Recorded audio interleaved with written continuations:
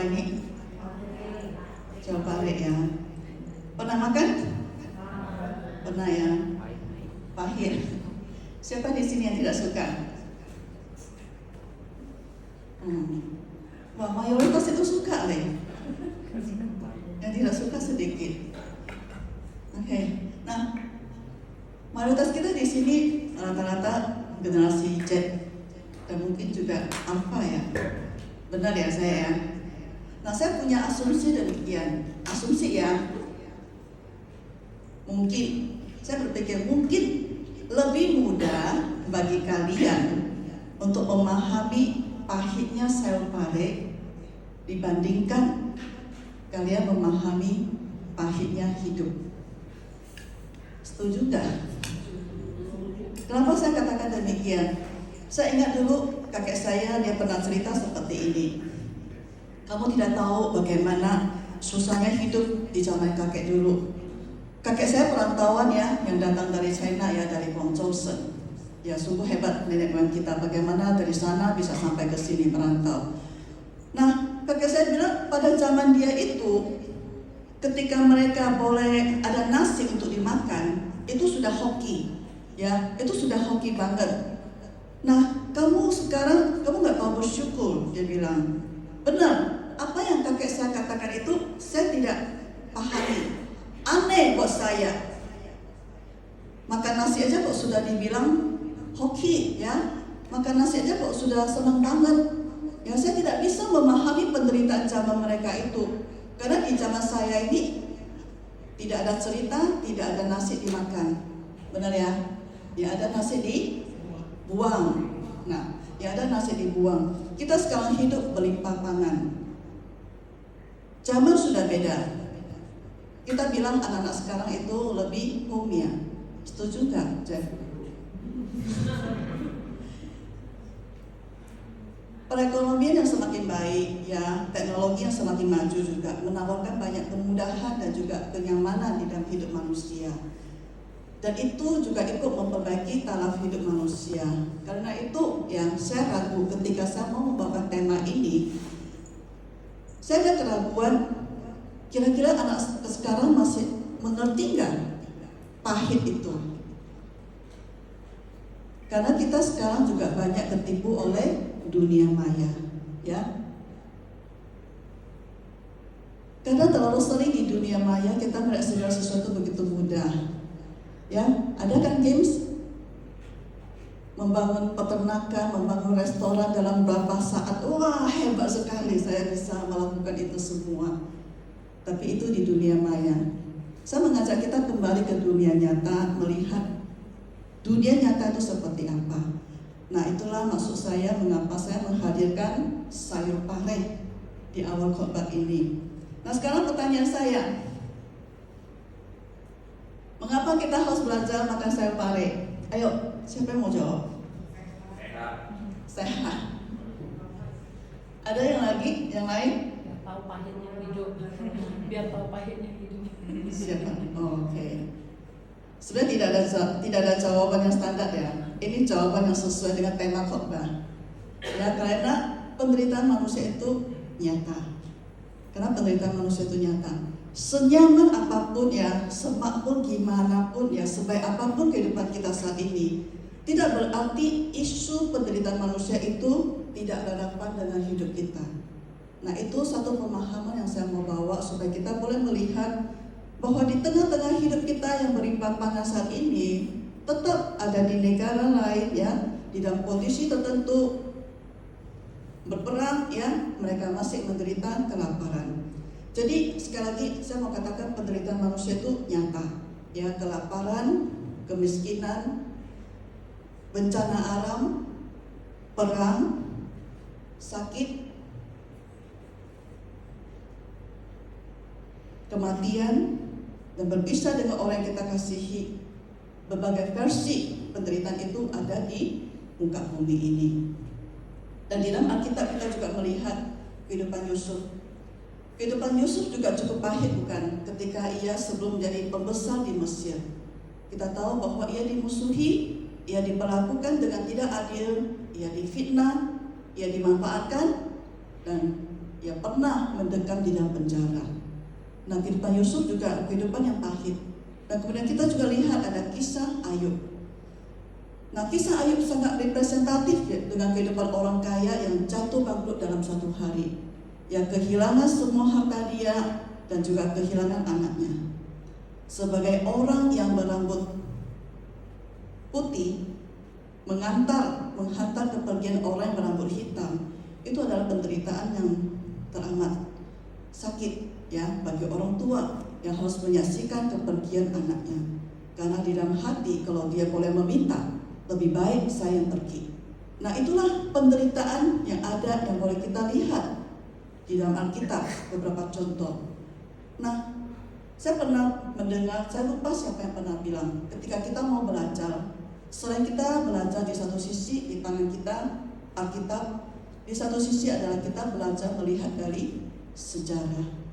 Hari ini saya juga mengajak kita melihat dari sejarah.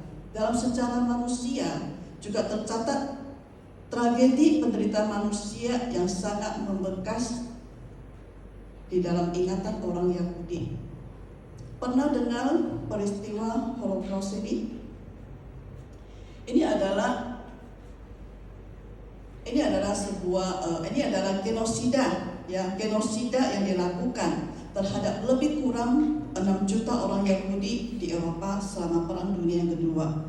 Genosida itu adalah pembantaian besar-besaran yang dilakukan secara sistematis terhadap satu suku bangsa atau satu kelompok manusia dengan tujuan untuk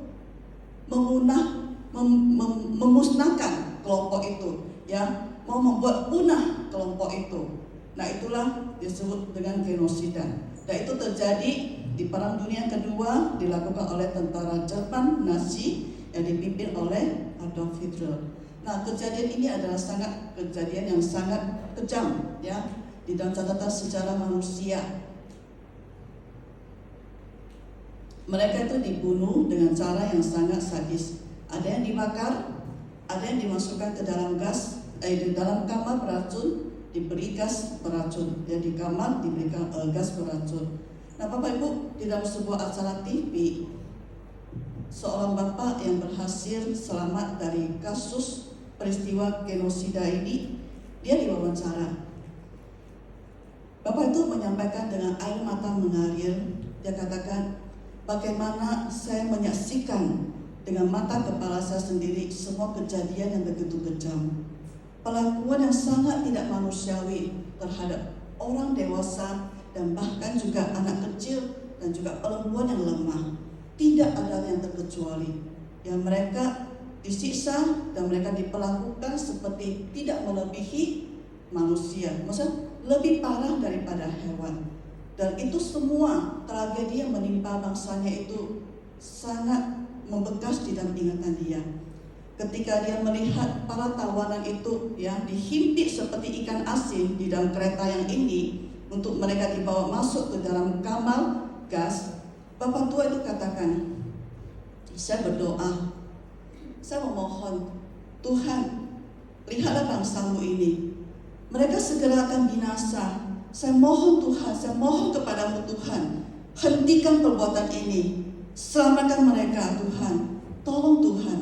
Nah, bapak tua ini berkata, saya terus berdoa dan berdoa, saya memohon kepada Tuhan yang saya percaya, tetapi nothing happen, ya, tidak ada sesuatu apapun yang terjadi. Bangsa saya, bangsa Yahudi, sejarah mencatat lebih kurang 6 juta itu dibantai pada masa itu.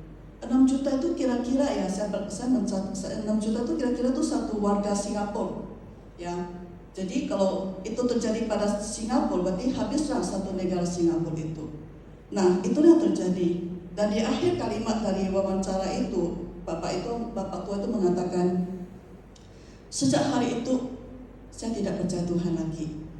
Dia katakan, sejak hari itu saya tidak lagi percaya Tuhan.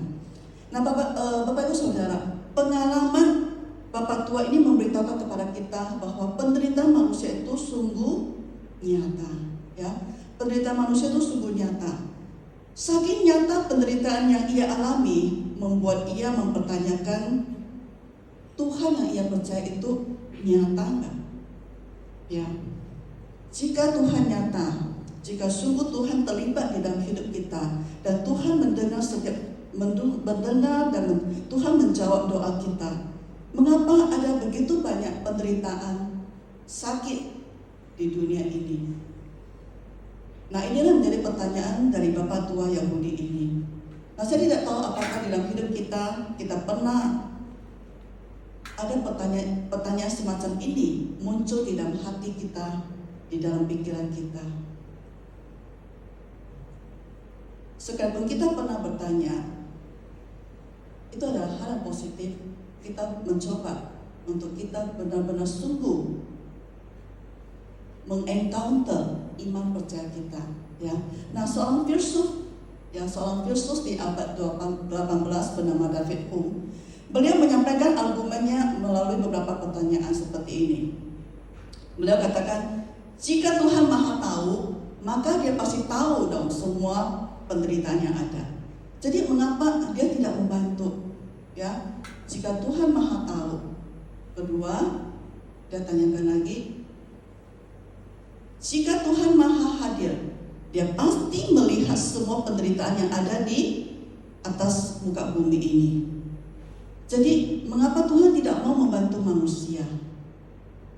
Dia lanjut lagi dengan pertanyaan dia.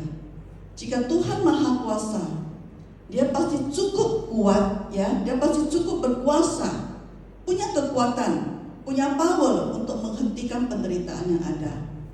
Tapi mengapa Dia terus membiarkan itu terjadi? Terakhir dia bertanya lagi, jika Tuhan Maha Baik, Dia pasti cukup mencintai semua orang untuk kemudian Dia menghentikan semua penderitaan yang ada. Tentu saja Tuhan yang penuh kasih tidak ingin melihat orang menderita, bukan? Nah, Bapak Ibu Saudara, inilah yang disampaikan oleh filsuf bernama David Hume. Ya, beliau ini aktif di abad ke-18. Nah, kemudian melalui argumennya ini, David Hume menyatakan bahwa kejahatan dan penderitaan memberikan bukti bahwa Tuhan tidak ada. Tidak masuk akal untuk percaya pada keberadaan Tuhan ketika kita melihat penderitaan yang ada di muka bumi ini. Nah, jadi sekali lagi kita mungkin mau bertanya seperti ini. Boleh dibantu? Ya. Apakah penderitaan nyata atau Tuhan nyata? Di awal tadi kita sudah melihat bahwa penderitaan manusia itu adalah sungguh nyata adanya. Nah, kemudian melalui peristiwa Bapak tua Yahudi ini muncul satu pertanyaan yang membuat kita mungkin kita mau mempertanyakan, apakah Tuhan itu nyata?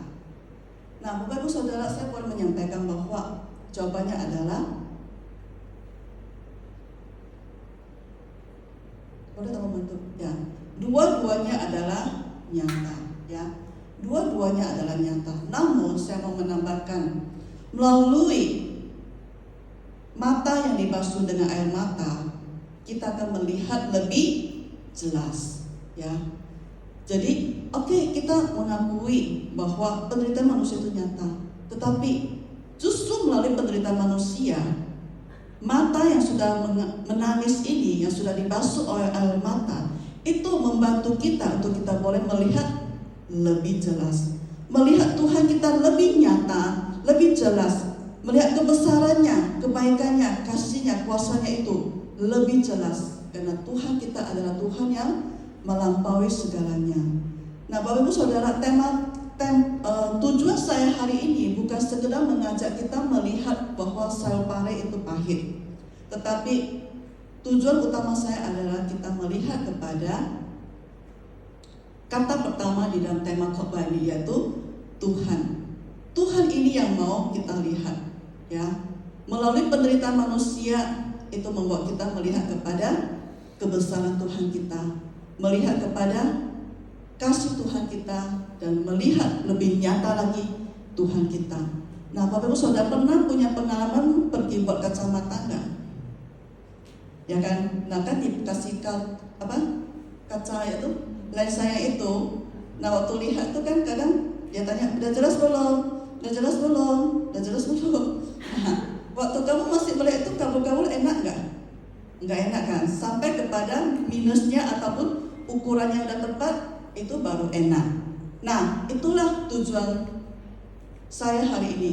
Saya mau membawa kalian memakai kacamata yang tepat untuk kita boleh sungguh melihat Tuhan kita sejelas-jelasnya, ya. Karena sungguh Tuhan kita adalah Tuhan yang nyata, ya. Jangan melihat Tuhan kita kabur-kabur, bocor-bocor, ya. Jangan. Kita harus melihat Tuhan kita tuh dengan sejelas-jelasnya. Tuhan kita tuh seperti apa. Nah, jadi itulah tujuan tema kita hari ini, yaitu seperti yang tercatat di dalam Ayub pasal 42 ayat 5. Boleh sama-sama kita bacakan 1, 2, 3.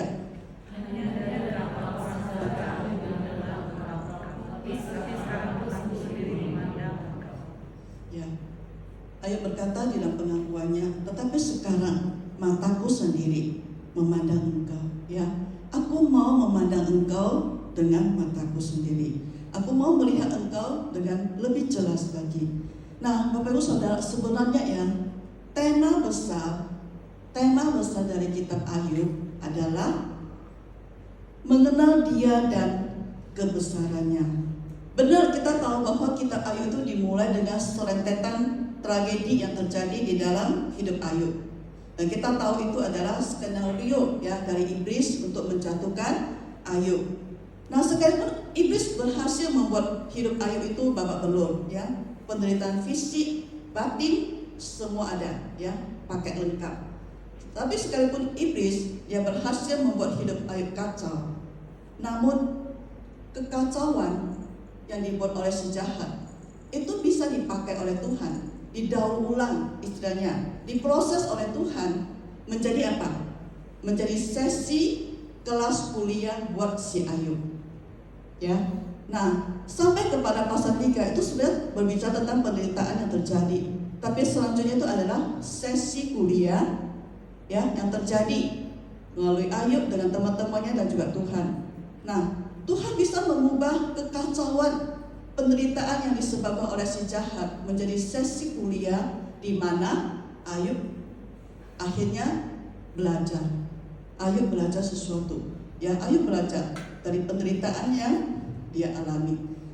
Nah, jadi sekali lagi, jika kitab Ayub dia cuma hanya menyampaikan tentang penderitaan manusia, maka seharusnya kitab Ayub itu sudah selesai di pasal 3. Tetapi kita tahu kitab Ayub sampai pasal berapa? 42. Nah, ada tujuan pesan yang Tuhan mau sampaikan kepada Ayub dan juga kepada kita di tengah-tengah penderitaan. Nah, itulah yang dari pondasi yang membuat kita boleh berdiri dengan teguh di tengah-tengah badai penderitaan. Nah, Bapak Ibu Saudara, coba kita sekarang kembali kepada Bapak Yahudi yang berhasil selamat dari tragedi Holocaust itu. Nah, tadi saya katakan bahwa dia adalah seorang Yahudi yang beriman. Tapi melalui peristiwa itu, ia menyatakan ia tidak lagi percaya kepada Tuhan. Ia berdoa dengan sungguh-sungguh, ia menangis, ia memohon kepada Tuhan. Tapi Tuhan tidak menjawab doanya. Tidak ada mujizat yang terjadi. Saudaraku, izinkan saya mengajak kita untuk berimajinasi di dalam dialog berikut ini. Imajinasi ya, ini sekarang kita masuk ke sesi imajinasi. Umpamanya Bapak tua itu ada di sini sekarang, ya.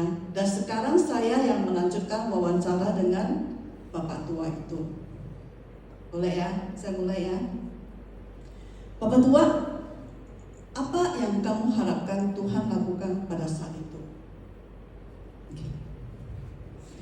Ya, seperti yang saya minta dalam doa, Tuhan hentikan pembantaian itu. Itu sangat kejam, itu sangat tidak manusiawi.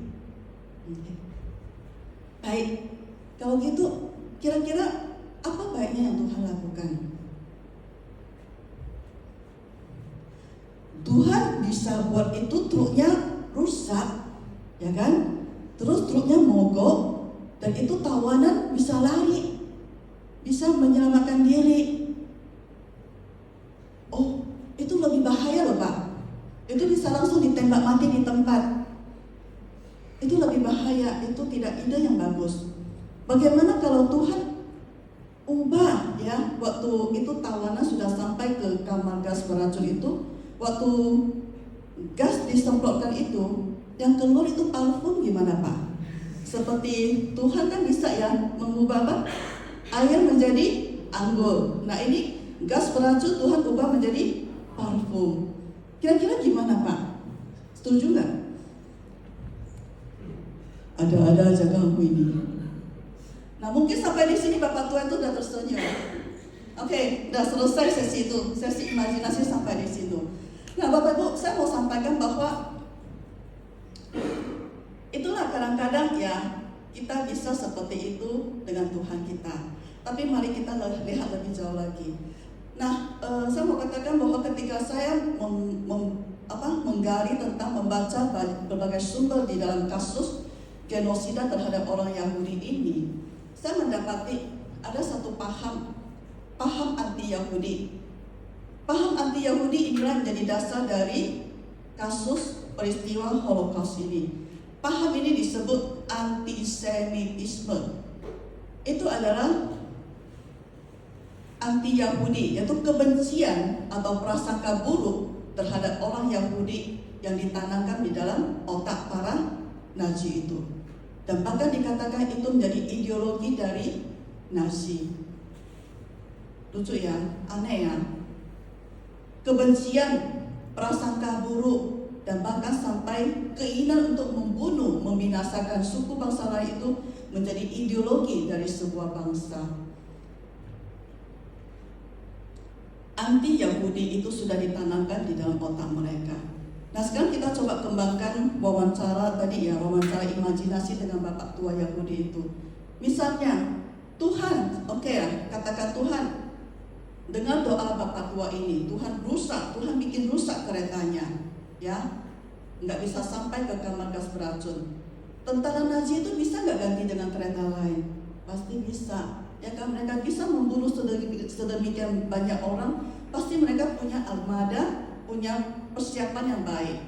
Nah, oke lah kita katakan kemudian cara lain. Tuhan dengan doa lagi Bapak Tua itu, Tuhan ubah gas beracun menjadi parfum. Tuhan bisa kerjakan. Lalu tentara Nazi itu menyerah begitu saja? Tidak, dia pasti akan pakai cara lain untuk dengan bagaimana membunuh tawanan orang Yahudi itu. Nah mungkin dia pakai senapan, oke? Nah ketika senapan itu mau ditembakkan, Tuhan dengan doa Bapak Tua itu, senapan jadi kengoceng, oke? Nah gagal lagi, nggak jadi lagi. Tentara Nazi itu pakai cara lain lagi, dia pasti akan dengan cara tidak habis-habis. Saya mau katakan bahwa tidak habis-habis segala cara, segala upaya, segala kesempatan akan dilakukan oleh tentara Nazi itu untuk membantai orang-orang Yahudi. Karena apa? Karena mereka sudah ditanamkan di dalam otak mereka itu sudah ditanamkan anti-Yahudi. Ya, jadi kita melihat ada satu kehendak hati, tekad yang sangat kuat untuk membunuh orang-orang Yahudi. Nah, saya teringat pernah ya dulu waktu di tahun berapa ya, tahun 65 ada istilah yang sangat menakutkan saya waktu itu. Belum sesuai itu tahun 97 ya. Nah seperti kata ganyang Cina. Nah seperti itu. Nah konsep yang seperti itu yang sudah ditanamkan dan itu menimbulkan satu amarah, kebencian yang sangat besar di dalam orang-orang itu. Dan itulah yang membuat terjadinya kasus kebencian yang sangat besar terhadap orang Yahudi. Nah, itu sudah ada di dalam hati mereka, di dalam mindset mereka. Dan kita tahu bahwa sebenarnya masalahnya di sini bukan Tuhan tidak mampu bekerja, bukan Tuhan tidak berkuasa untuk menolong bangsa Yahudi ini, tapi lebih saya mengajak kita melihat bahwa ada satu kehendak, kemauan manusia yang sangat kuat di sini, dan itu datang dari kehendak bebas manusia yang sudah jatuh di dalam dosa. Ya. Jadi sekali lagi, bukan Tuhan tidak maha tahu, bukan Tuhan tidak adil, bukan Tuhan tidak maha baik, dan Tuhan tidak maha kuasa untuk mengubah itu gas beracun menjadi parfum. Bukan itu, tetapi ada peran free will manusia yang sudah rusak. Dan free will itu dari sejak Tuhan menciptakan manusia itu sudah Tuhan berikan. Dan itu free will yang masih bagus, ya itu free will yang masih bagus. Tapi melalui kejatuhan manusia, free will, kehendak bebas manusia menjadi rusak. Sehingga segala macam cara akan dipikirkan oleh manusia ketika kebencian itu sudah ada. Segala cara dia akan lakukan untuk dia boleh mencapai tujuannya. Jadi melalui dialog ini, saya berharap kita melihat bahwa penderitaan manusia itu bukan alasan untuk kita meragukan Tuhan dan mempertanyakan karakternya, karena karakter Tuhan itu tidak berubah. Ya, karakter Tuhan itu tidak berubah. Justru melalui penderitaan yang ada, hendaknya itu semakin meneguhkan pengenalan kita akan Dia dan karakternya. Nah, kita lihat, kita kembali kepada Ayub. Kita langsung ke bagian terakhir ya. Di pasal 38 sampai pasal 42 itu mencatat interaksi antara Tuhan dengan Ayub, ya, dialog di antara mereka. Kita lihat bagaimana Tuhan mengajar kepada si Ayub ini. Di manakah engkau ketika aku meletakkan dasar bumi? Ceritakanlah kalau engkau mempunyai pengertian. Nah, kemudian di ayat berikutnya itu kita bisa melihat bahwa Ayub itu seperti anak sekolah yang dibawa ikut field trip, ya. Tuhan bawa dia field trip, melihat Tuhan tunjukkan semua kekuasaan Tuhan, kehebatan Tuhan atas alam semesta ini. Bagaimana Tuhan menciptakan, bagaimana Tuhan memelihara, bagaimana Tuhan berkuasa untuk operasi itu jalannya alam semesta ini dan semua ciptaannya. Dan bahkan Tuhan bertanya kepada dia, pernahkah dalam hidupmu engkau menyuruh dini hari datang atau fajar kau tunjukkan tempatnya? Siapa yang lakukan itu? Bukan engkau ya Ayub. Apakah engkau mengerti luasnya bumi? Nyatakanlah kalau engkau tahu semuanya itu. Engkau pasti tidak tahu, karena bukan engkau yang menciptakan. Nah, sampai kapan kambing gunung beranak pun ditanyakan oleh Tuhan kepada Ayub.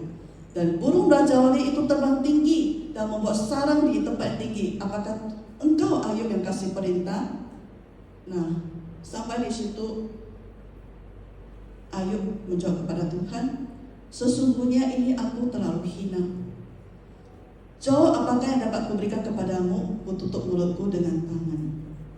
Nah, penderitaan itu memproses Ayub untuk ia dapat mengenal bahwa sungguh Tuhan itu terlalu besar, terlalu agung untuk dia mau memahami semua pekerjaan Tuhan dan rencana Tuhan.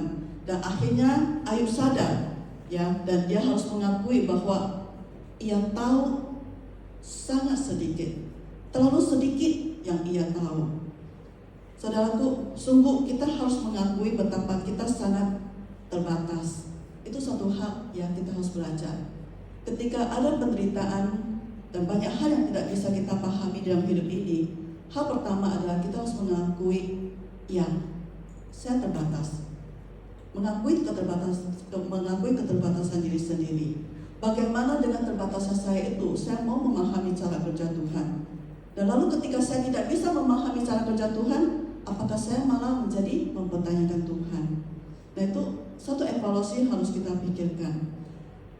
Coba ya, misalnya ini, gambar icon face itu ada ya? Nah, ada ya ini ya. Nah, itu ibaratnya manusia. Ketika berada di tengah-tengah atau di background yang seperti ini, kita bisa gelisah, ya. Apa itu ya?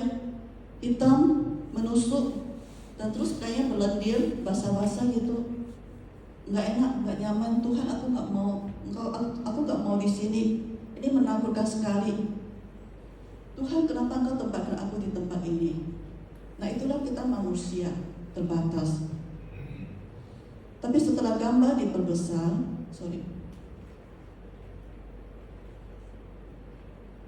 nah kita akan tahu Tuhan menempatkan kita di mana. Kita akan bersyukur ya, Tuhan menempatkan kita di atas bunga matahari yang indah. Satu gambar yang begitu indah. Dengan keterbatasan kita, kadang kita tidak bisa melihat keindahan Tuhan. Nah, namun yang dalam kisah Yusuf tadi saya ada menyinggung sebentar, Tuhan mengizinkan dia memahami penderitaan yang ia alami adalah untuk tujuan yang lebih besar. Boleh bantu? Ya. Yusuf ya, dia katakan kepada saudaranya ya, walaupun saudara itu menjual dia ya, dan kemudian dia harus menghadapi rentetan penderitaan. Dia katakan, walaupun kamu telah mereka-reka yang jahat terhadap aku, tetapi Allah telah mereka-reka untuk kebaikan. Dengan maksud ya, yang jahat, yang evil, yang penderitaan itu Tuhan bisa daur ulang ya. Tuhan bisa proses itu menjadi kebaikan dengan maksud melakukan seperti yang terjadi sekarang ini, yaitu apa? Untuk memelihara hidup satu bangsa yang besar ya, yaitu memelihara kelangsungan hidup dari bangsa Israel, sehingga bangsa Israel juga bertumbuh, berkembang, makin banyak di tanah Mesir. Tapi tidak semua ya, tidak semua penderitaan yang ada itu dapat kita pahami. Tapi sekali lagi saya katakan, kita harus mengakui betapa kita terbatas. Ketika kita menyadari kita terbatas, kita lebih bisa menerima apa yang terjadi dengan hidup kita.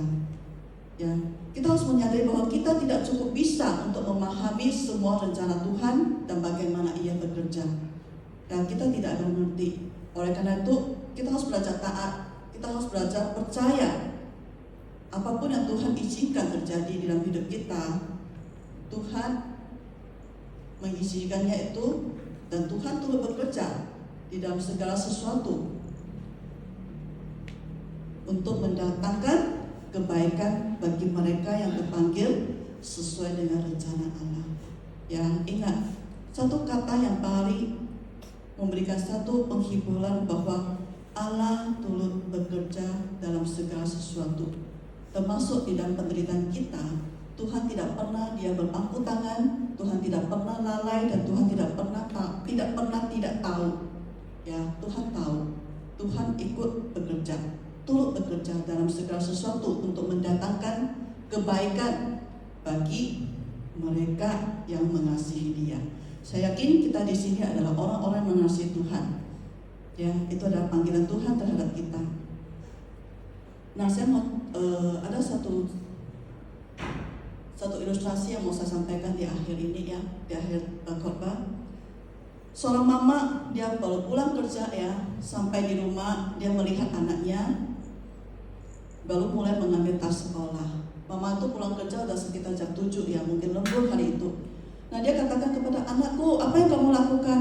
Ini loh Ma, saya baru mau mulai mengerjakan soal latihan. Hah, kenapa baru sekarang kamu kerjakan? Ya sibuk Ma. Entah sibuk apa ya, sibuk. Oke, ya kamu cepat kerjakan ya, nanti kamu kemalaman tidur kamu ngantuk. Iya Ma. Nah, dia kerjakan. Nah, mama pun sibuk beres-beres di dapur. Nah, selesai mamanya beres-beres di dapur, mamanya jam 9 lihat lagi anaknya itu. Ditanya, udah selesai belum? Ini masih ada 10. Hah? Kok masih ada 10? Soalnya berapa? 20 soal. Dan itu adalah latihan soal ujian. Anak-anak sekarang itu sangat berbahagia ya. Besok mau ujian, itu ada latihan soal ujian lagi. Jadi kalau sepanjang kamu kerjakan itu latihan soal ujiannya, kamu ujian besok pasti bisa dapat. Soalnya itu misalnya soal ujiannya itu 10 soal, latihan soal ujiannya itu 20. Jadi paling tidak kamu pasti udah dapat. Nah, si anak ini rupanya masih belum selesai. Nah, jadi dia bilang ke mamanya, Ma, kamu pasti bisa dong kerjakan ini. Mama aja yang kerjakan ya. Mamanya bilang, tidak, saya tidak bisa bantu kamu kerjakan. Mama dampingi kamu ya, mama bantu pijat-pijat ya. Dan kemudian nanti mama buat ini dessert untuk kamu makan. Selesai kamu kerjakan itu kita makan bersama. Tapi si anaknya ini ngamuk. Dia bilang, Mama gimana sih? Saya nggak mau makan dessert, saya nggak mau kamu pijat-pijat. saya mau kamu kerjakan soal ini. Jadi nanti begitu soal selesai, saya dapat tidur, kamu juga dapat tidur. Bukankah sama-sama enak? Nah, kemudian dia marah. Dan kalimat terakhir dia katakan, Mama tidak sayang saya. Mama tidak sayang saya. Betapa mudah ya kita menggunakan kata engkau kasih itu untuk kita melawan balik orang yang mengasihi kita.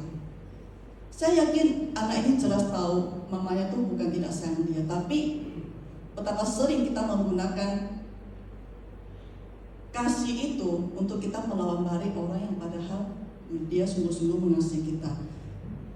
Seorang mama yang mengandung anaknya selama 9 bulan dengan susah payah, apakah mungkin tidak mengasihi anaknya?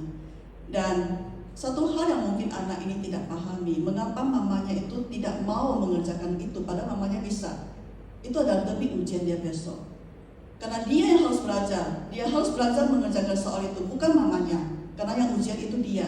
Yang harus bisa mengerjakan soal ujian besok itu adalah dia, bukan mama dia. Nah, bagian itu mungkin dia tidak pahami. Ya, dia hanya melihat mamanya itu tidak mengasihi dia, mamanya itu tidak mau membantu dia. Jadi sekali lagi Bapak Ibu Saudara, saya sungguh berharap apapun alasan yang kita buat, apapun jawaban yang mau kita cari untuk menjawab penderitaan manusia, jangan pernah mengorbankan karakter Tuhan. Jangan pernah mengorbankan Tuhanmu. Ya, itu salah besar. Sekali lagi saya mau katakan, apapun jawaban yang mau kamu cari, apapun alasan yang mau kamu bikin, jangan pernah mengorbankan karakter Tuhan. Karena Tuhan kita adalah Tuhan yang sungguh-sungguh mengasihi kita, dan karakter Tuhan tidak pernah berubah dari dulu sampai sekarang. Ya, satu lagi, kembali ketika kita mempertanyakan kasih Tuhan, kita lihat kembali kepada Tuhan Yesus yang tersalib di atas kayu salib. Saya rasa itu cukup menjawab pertanyaan kita tentang kasih Tuhan. Ya, mari sama-sama kita berdoa. Bapa di surga, kami bersyukur sekali lagi Engkau boleh menolong kami ketika kami terpuruk di tengah-tengah badai kehidupan ini. Ada kalanya Tuhan, kami tidak bisa melihat Tuhan dengan jelas, pandangan kami kabur. Tapi Tuhan, kami bersyukur Engkau Tuhan yang telah memilih kami dari sejak pertama. Engkau juga Tuhan yang akan terus menolong kami untuk kami boleh terus melihat Tuhan lebih nyata, dan lebih nyata lagi. Sehingga pandangan kami kepada Tuhan adalah begitu terpaut, kami begitu berfokus kepada Tuhan kita, dan kami tidak akan melihat ke tempat lain lagi. Dan itu menjadikan kami tidak akan goyah. Tuhan, sekali lagi Tuhan, Engkau tolong kami Bapa. Di dalam kehidupan zaman sekarang kami tahu banyak arus, banyak goncangan di dalam hidup ini. Tapi Tuhan, tolong kami Bapa untuk melalui semua yang kami hadapi, itu membentuk kami untuk kami tahu bagaimana melihat Tuhan dan mengenal Tuhan lebih ajaib, lebih mulia, dan lebih agung lagi. Karena sungguh Tuhan, kami rindu Tuhan. Mengenal Tuhan itu menjadi kerinduan kami. Mengenal Tuhan itu menjadi berkat terbesar di dalam hidup kami. Sehingga sungguh Tuhan, itulah yang akan menopang kami untuk kami boleh berjalan bersama Tuhan di dalam penderitaan hidup ini. Terima kasih Tuhan untuk berkat-Mu, untuk kasih-Mu di dalam hidup kami. Di dalam nama Tuhan Yesus kami berdoa. Amin. Mari kita mempersiapkan hati kita untuk memberikan persembahan sebagai ucapan syukur atas berkat-berkat yang telah Tuhan sediakan bagi kita.